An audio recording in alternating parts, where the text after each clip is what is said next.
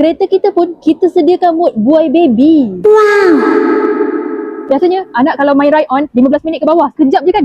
Ini kita bawa masuk ride on kereta dengan bateri yang lebih besar.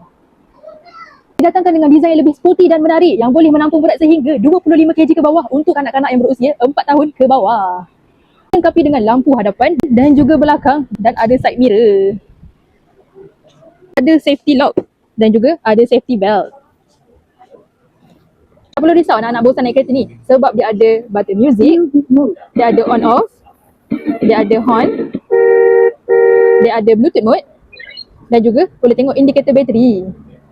Anak boleh bawa sendiri kereta ni ataupun kita boleh kawal menggunakan remote control. Boleh ke depan, boleh ke belakang, boleh ke kiri, ke kanan. Ada speed, 3 speed yang berbeza dan juga ada swing baby mode. Tayar dia, kita gunakan tayar plastik sesuai dimainkan dalam rumah. Kita bagi 2 warna yang sesuai untuk lelaki dan juga perempuan. Warna kuning dan juga warna pink. Dekat mana abang akak boleh dapatkan ride on kereta ni? Boleh dapatkan di Al-Fatih Taucheng, Melaka.